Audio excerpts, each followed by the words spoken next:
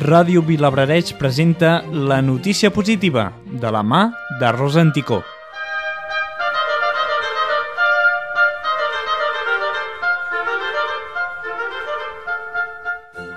La Fundació de la Bruixa d'Or de l'Administració de Loteria de Sort ha engegat una iniciativa solidària que té com a objectiu cedir pisos a famílies amb pocs recursos al preu d'€1 al mes durant els primers 6 mesos i 75 a partir del 7è mes.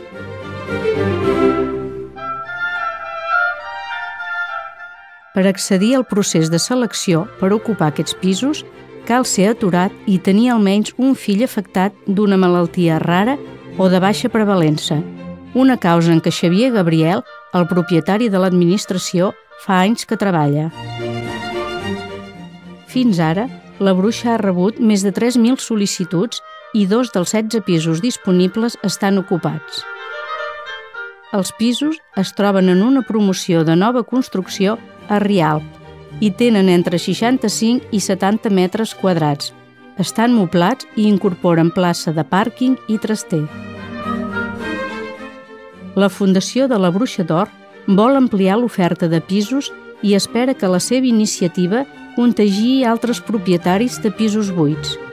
Per fer-ho, ha posat el seu portal web a disposició de la gent que vulgui cedir a un preu simbòlic o assequible pisos arreu de l'Estat per a famílies amb pocs recursos. Per a la famosa administració de Sort, aquesta iniciativa suposarà una inversió de €212.772 a l'any. De moment, Xavier Gabriel, propietari de la Bruixa d'Or, donarà aquesta oportunitat a 16 famílies, dels més de 3.000 sol·licitants d'ocupar l'edifici per estrenar de Rialp, on es podran estar fins que trobin feina. La Fundació es farà càrrec del tractament mèdic dels menors i ha demanat col·laboració per part de les administracions, que de moment hi han respost positivament.